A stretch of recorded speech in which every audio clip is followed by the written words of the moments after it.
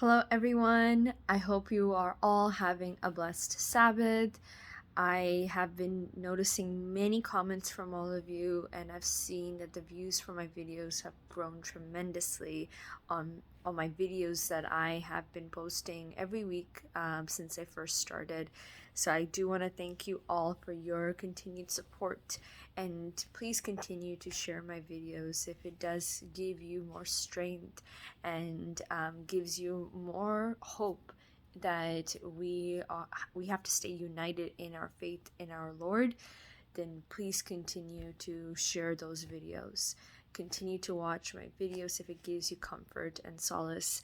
And I hope it touches everyone. And I hope and I pray to the Lord every day that what I am doing by sharing my testimony, by sharing my thoughts, just speaking to you all, is the path is what our God, our Yeshua wants, because ultimately, what we do in our life, how our capabilities or our talents, our strengths, they all come from our God. They all are bestowed by God. He blessed us with the different capabilities and different opportunities that we're presented with. I will start off by answering some of the questions that I have received in my previous videos. Many of you have asked where I am from. So I am currently in Toronto. I was born and raised in Montreal. My parents are from Bangladesh. I mentioned in my earlier videos that my father immigrated to Canada in 1987, apologies, and my mom, she immigrated to Canada in 1994, around that time.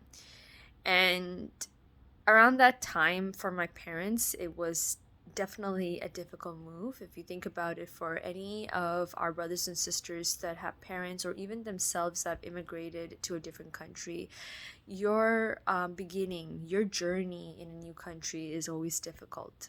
And I've noticed it for my parents that they have shown so much resilience and so much strength to adapt and also bring up their children to a world that they're not that they've never been accustomed to, that they haven't been born or lived their life, right?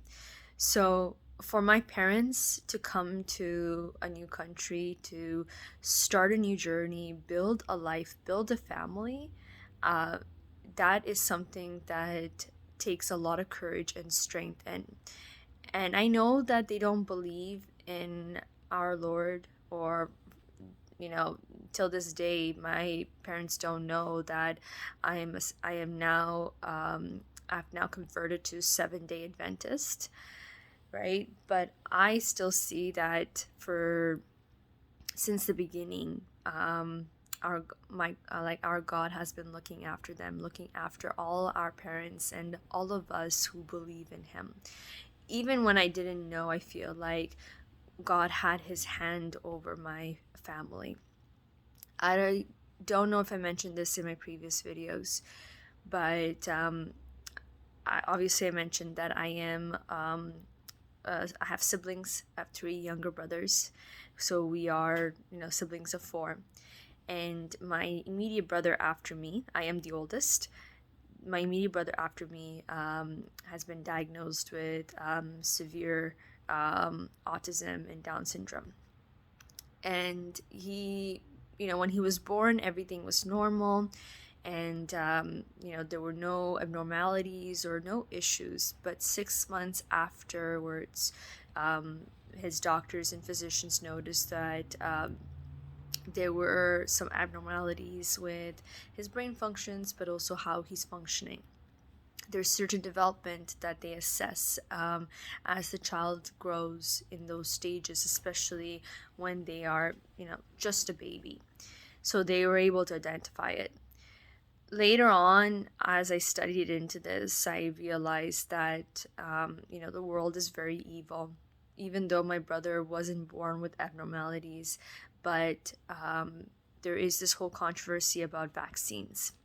And vaccines is something that as us as Seventh-day Adventists, if we study into this further, it is a weapon. It is an evil means that can capture and hurt us in forms that we cannot imagine.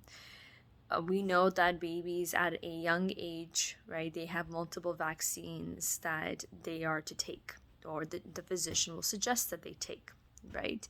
Some of them are good to help us to, adjust to the environment, make sure that we're not, spreading a new type of pandemic.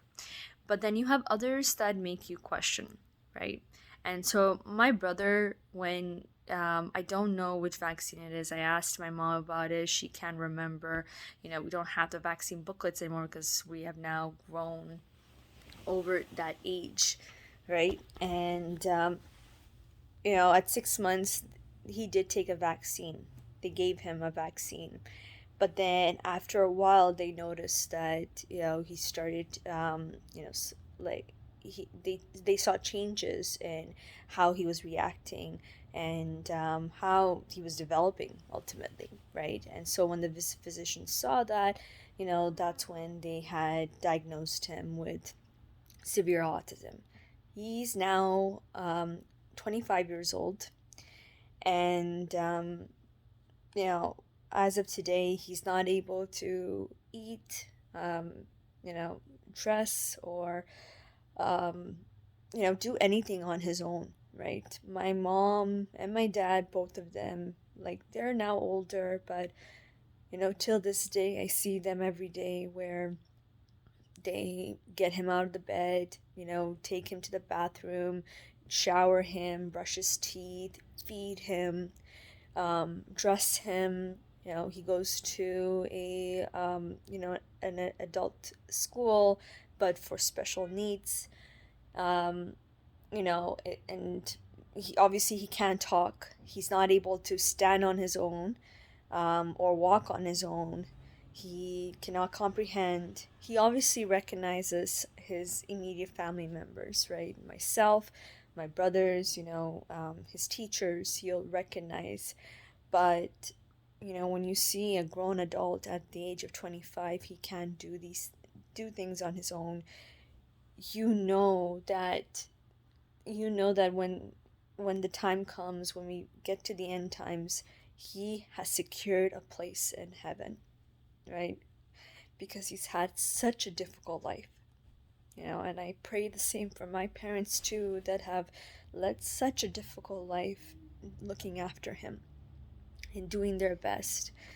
And it's hard because as I was growing up, I've seen, my parents, especially my mom, it's very difficult because my mom is so close to looking after my brother while my dad was busy working every day, day in and day out. He had his own business, and, trying to make sure that myself and my my two other younger brothers are looked after. And of course, I have my brother who has autism and he can't do anything on his own.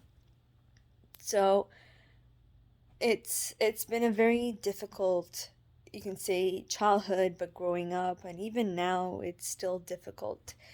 I remember when as a family we would take trips. We don't take trips often, mostly because for my brother it's difficult to plan a trip, go on a trip, and because you still have to look after him, you still need to make sure that someone is there for him and is looking after him all the time.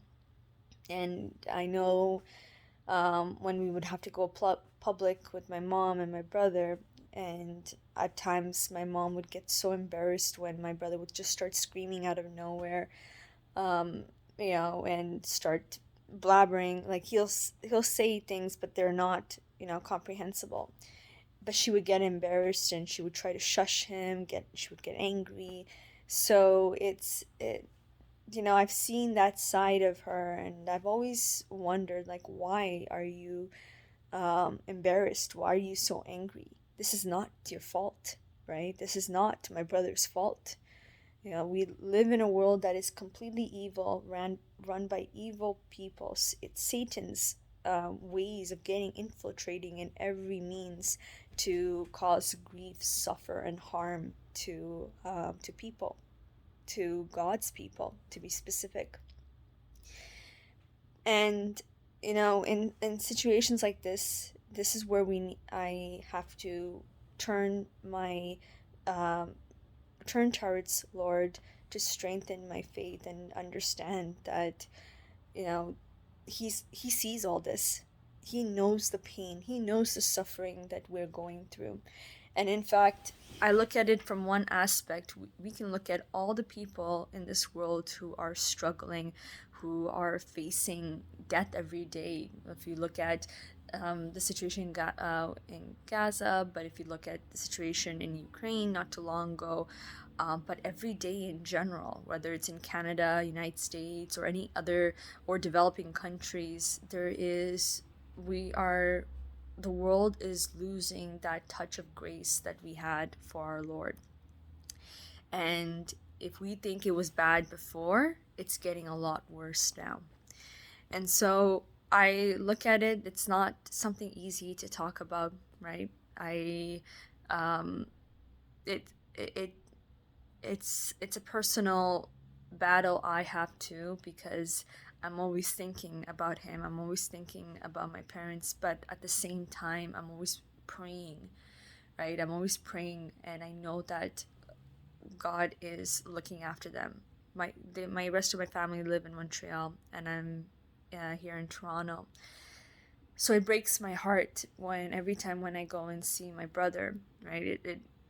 It's hard for me to see my brother in that state, even though I have grown up with him, right, throughout childhood. And to a point that you can become desensitized, where you see it all the time, then it shouldn't hurt you as much. But trust me when I say that we should not be desensitized so to the point where we are emotionless, where we're not kind to each other as humans.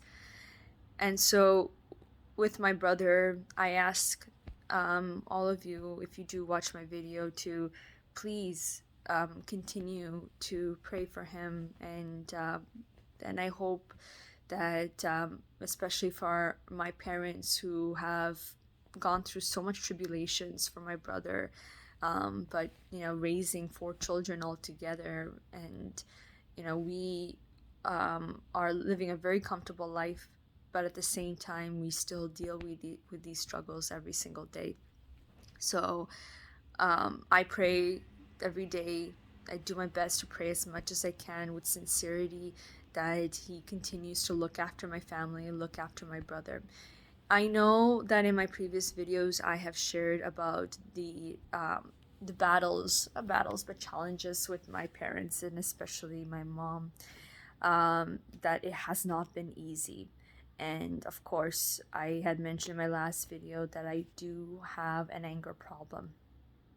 This is something that myself and my friend that I told you about in my last video, who introduced me to Seventh-day Adventist, he also has an anger issue too. And we all come from different traumas and different childhood, different lifestyles that lead us to who we are today.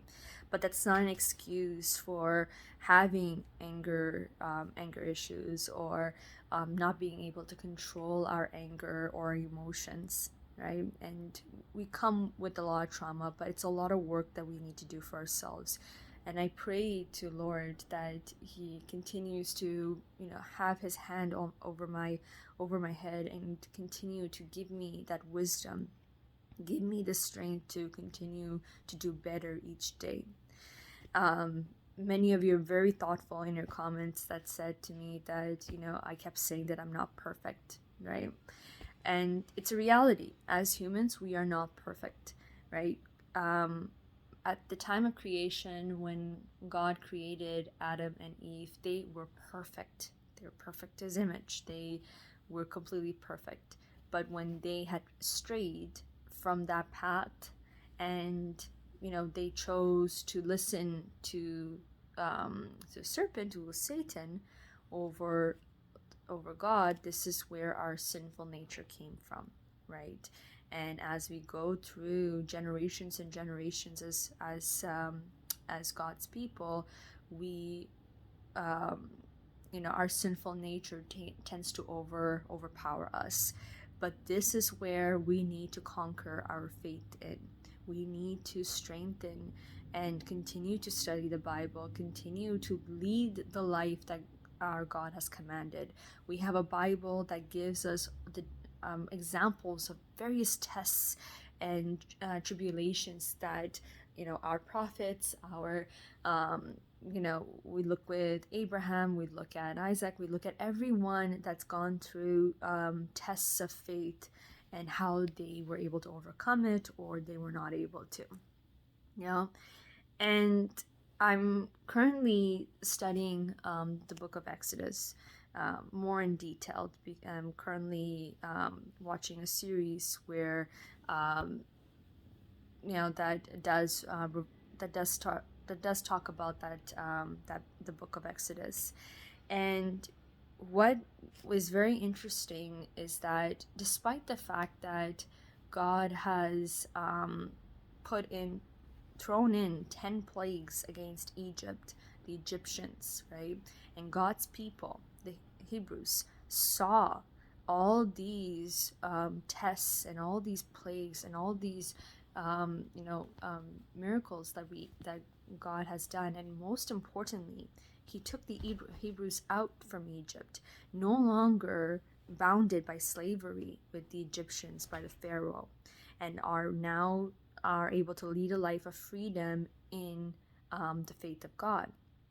You still see that God's people committing into those desires or evils or sins, to say the least, right? I mean, to the point where Moses went to the mountain to write in the tablets the 10 Commandments, right? But he was gone for 40 days. What happened in the meantime with God's people? It came to a point where Aaron, if you read the book of Exodus, you'll see that Aaron ended up building a golden calf where they can worship this idol to remain close to God. But it was very clear when God gave those 10 commandments that you shall not make an image or an idol to worship me, right? But what did they do immediately? So, and then despite countless times that God has shown himself in various ways, that still did not strengthen their faith. But what got it interesting here is that we don't need to see all these things to strengthen our faith, right? We should have that blind faith in our God, that we don't need to be enchanted by the miracles that are being performed, or we see it in the Bible, right, where you would have people saying that I want to see a proof that this is our God, right? Or what you're telling us is an order from God, right? Show me that God exists, is pretty much what they're saying, right? But it shouldn't have to be. It should never be like that, right? We should have blind faith, even if we can't see him, even if we don't see, miracles every single day. We should still feel through the strong faith we have that he is with us. He is watching over us. He knows what's going on. He's omnipresent. He's everywhere, right? He can read our minds. The only person who should be able to read our mind, and not even a person, it's God, right? No one else should have access to our minds.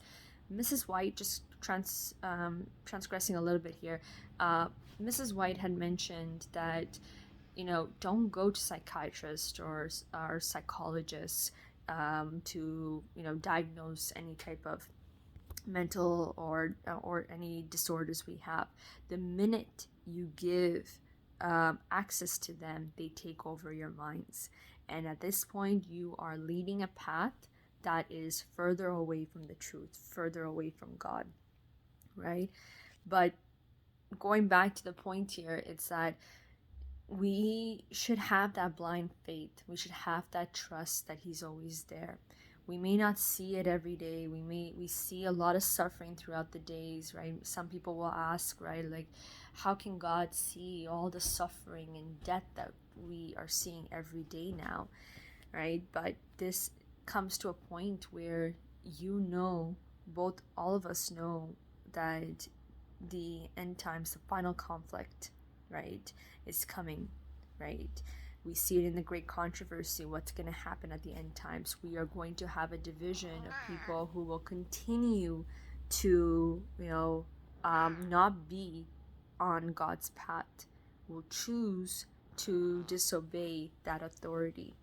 And at the end, there will be a small remnant that will continue to keep their faith strong. Look at the book of Daniel, right? We see Daniel and the men, right, where their faith has been tested severely, right? But they kept their faith strong. From the point where Nebuchadnezzar was trying to, assert himself that, the gods of Babylon is the most powerful one, or to the point where he was trying to change the diet by giving them uncleaned meat, or to the point where he was also trying to change their names, ultimately changing their character, just to get them out of that faith from God, right? But what happened at the end? Their faith continued to be strong, right? And from different trials that they had to go through, where the fiery furnace or the lion's den, God continued to look after them. And the reason why God delivered for Daniel is because he continued to serve our Lord. He continued to pray for him. He continued to strengthen his faith, even to the point where he could die, right? Where he could lose his life because of his faith. He continued. They continued. Him and his men continued to keep their strength. And it didn't matter to them that even if they had to die, they at least died. They would at least die in believing in the faith of God. But it didn't happen. God looked after them. And so when we look at the end times here, obviously the main final conflict we're going to see is the day, right? Sabbath. Because right now you see it in the news. You see it, I don't know if many of you watch Walter Vate's show.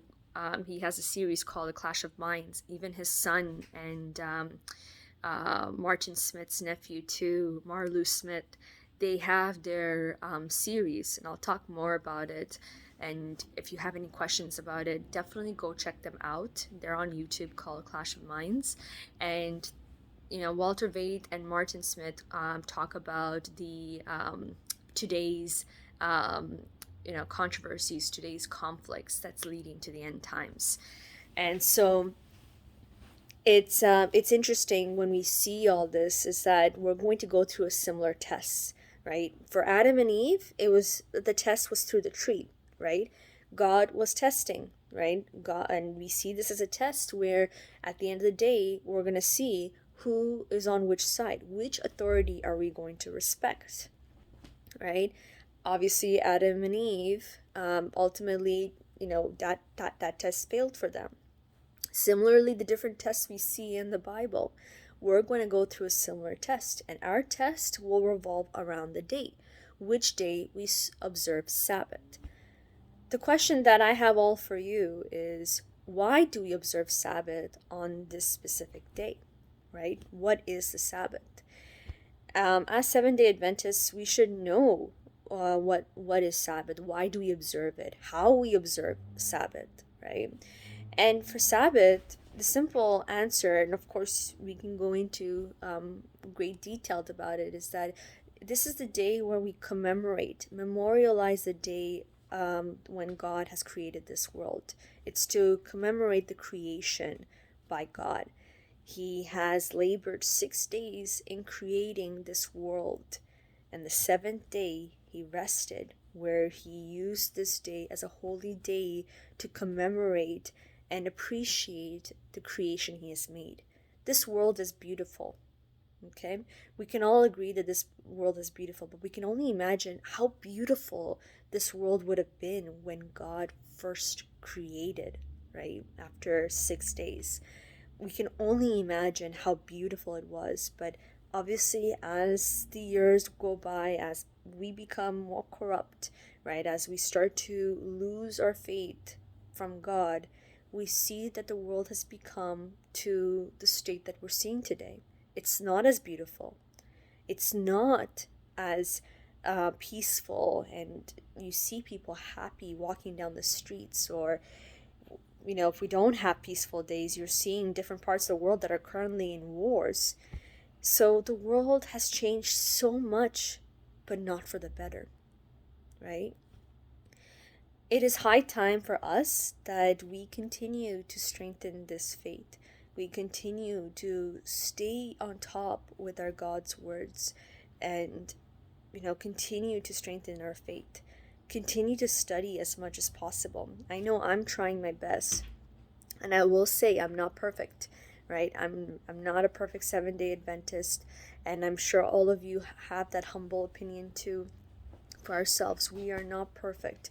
We're not even close to what Enoch did, right? He walked with God. Such a powerful statement that we see a verse in the Bible where he walked with God to the point that he didn't have to suffer through death, that God just took him, right? That gives you such, when you see the life of Enoch, when you see the like, that is like a true example of what we should be doing. And it's difficult. I work in a corporate job where 5 days a week, where I work in a corporate life where I see people, how they talk about each other, right? Or how work becomes the most important thing. And at times I see myself too, where I do tend to think about work more during the 5 days, but I leave most of my complete focus about God on Sabbath. That's not right. And that's something that I'm focusing on. Obviously, I wake up every morning with a prayer to God, and when I go to bed, I do pray to God that He gave me another day to be a better Christian, right? But incorporate God as much as we can during the week. We should not be leaving it to the Sabbath day. We should be doing it every single day so that we continue to have a spiritual mind that is much more stronger and strong in faith, so that when we come to the end times, when we come to the final days, we're not deceived by Satan's tricks and magic shows that he'll have or deceive us. We will know the truth. I said about Isaiah 8:20, right? Turn to God's laws and His covenant, right? And if the words that are being provided by Satan or other people, right, they do not align with God's laws and His testimonies, then there's no light in them. So I will leave it like that. I hope you all continue to have a very good Sabbath, and I'll see you all next time. Thank you so much for the continued comments that I've received in my last few videos. Please continue to share. I always read them, each one of them, and it makes me feel very happy to see that there's many of us in the community, that we together we can stay united in our faith. Please share my videos, share the word as much as possible, because the time is very close and we need to share the truth with everyone. Thank you so much, and I hope you all have a blessed Sabbath.